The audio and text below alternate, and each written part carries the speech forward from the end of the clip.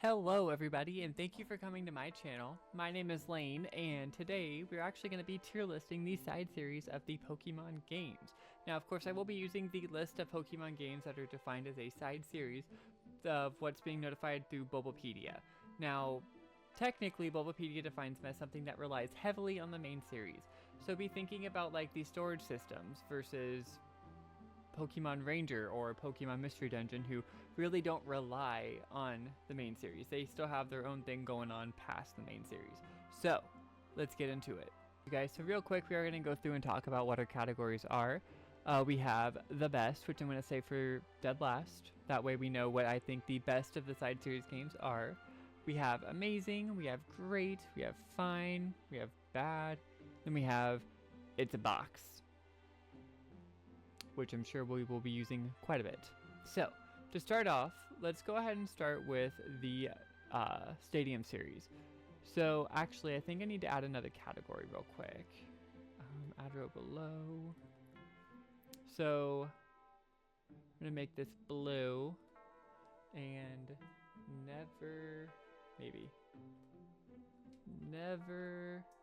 played.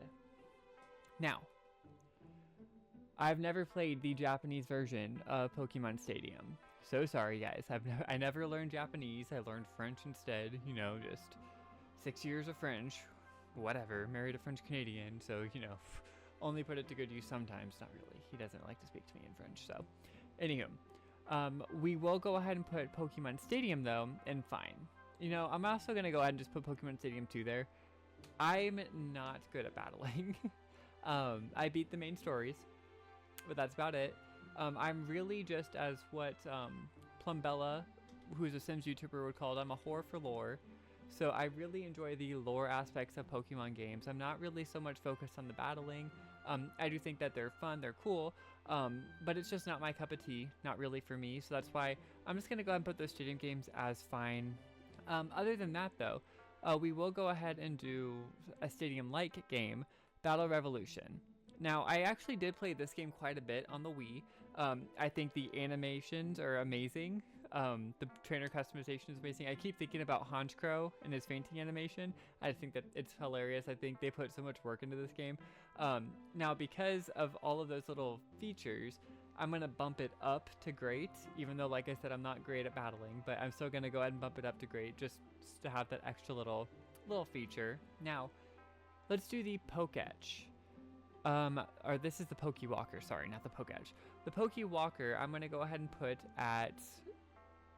it at great, because I think for its time, it was an amazing pedometer, which is what, as a kid, I was really looking for my day-to-day.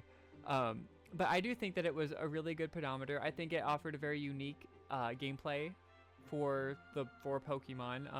You would walk and level up, all that fun stuff. I still have mine somewhere. I've moved quite a few times since then, so it's somewhere. But I do think that the Pokéwalker was a great concept, great idea. So yeah, great. You are gonna find I don't really think there's too many horrible things that were bad. I think that everything's probably either fine or above. But let's move on to, let's just do Pokemon Champions 2 while I'm here. Never played that because as of right now, it hasn't come out, so I can't have played it. Same with the Dream World. I actually never got to play with the Dream World. I've heard great things. I think that there are some servers out there that still run it, but it is a discontinued service of the Pokemon franchise, so it's not something you can readily go back and do. But I have heard great things, and maybe someday I should try to go find it, visit that. So, let's go ahead and get into its box. So Pokemon Box has no real gameplay. Same with Pokemon Bank. I will say though, because I am a whore for lore, I do enjoy the fact that the system admin for Pokemon Box Ruby and Sapphire is Bridget. She does move up to Pokemon Bank with you. I just think that that was a nice little touch, a nice little detail that they didn't have to include, but they did, and I think I love them for that. So, yeah, and then same with Pokemon Home. It's a box. There's really nothing else I can say about it. I do enjoy all of the gift Pokemon that you get from completing all the tasks in this game. I think that was a nice touch. So yeah. Okay, let's do the Colosseum series. So Pokemon Colosseum, amazing. I honestly, it's probably one of my favorite Pokemon games. I love the darker aspect of that game. I think it's very redundant at times though, which isn't great, but I feel like you travel to the underground city like 8 times throughout the main story. I do love the fact that there are double battles. I think double battles are a lot of fun. It makes a interesting gameplay where you have to think about things differently. The introduction of Shadow Pokemon, amazing. Now I will say, everything that Colosseum did, XD did on steroids. It was way better, so I'm actually putting XD, the sequel, above Pokemon Colosseum. I think that that was a much better take on the Ore region. I think all of the lore we got, everything was just so much better in XD. So yeah, that's gonna go up in amazing. My Pokemon Ranch, I'm gonna put in amazing as well. It was a WiiWare game, which sadly enough, my parents never let me get. So I had to play on my friend's Wii, and they thought they didn't like it, they loved it, but it wasn't like their top thing. I played it all the time at their house. But I think it was very interesting take on the whole Pokemon Box system, to where you were able to actually go play with your Pokemon. And like if you put so many Pokemon in there, Haley, I think that's her name, was she's a little cowgirl with a Wii remote. She would give you Pokemon, rare Pokemon, Fiona, Mew, and you'd be able to put those into your Pokemon games. And I just think that that's really interesting. It was a fun little niche idea, niche way to play Pokemon. So it's amazing. Now, the Dream Radar, I'm gonna put that in fine. It was great, very unique way to play Pokemon. I enjoy the introduction of Professor Brunette because she does come back later in the Sun and Moon games, and she's still studying the Ultra Dimensions and all of that stuff, and I think that that was really interesting, really cool. But the gameplay wasn't for me. Shooting the little orbs and having the camera, it was neat, but just not for me. So it's gonna go in fine. Now, the Poke Transporter, it was bad. So overall, it was a fun mini game, but that's all it was. It was just a mini game.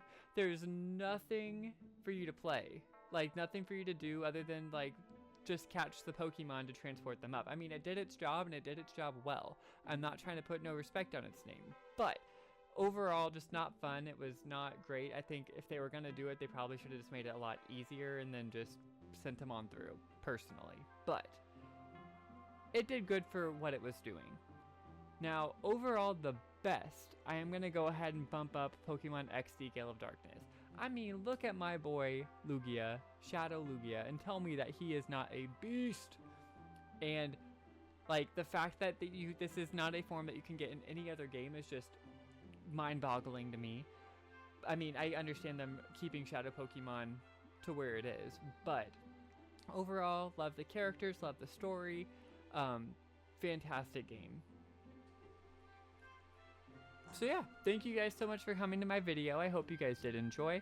I think I'm gonna start calling these tier lists that I release on Tuesdays, tier list Tuesdays. So let me know if there's anything else you guys want me to start tier listing. And yeah, I will see you guys in the next one. I hope you guys have a great week. And yeah, subscribe, comment, like, all that fun stuff if you did enjoy. And yeehaw, bye.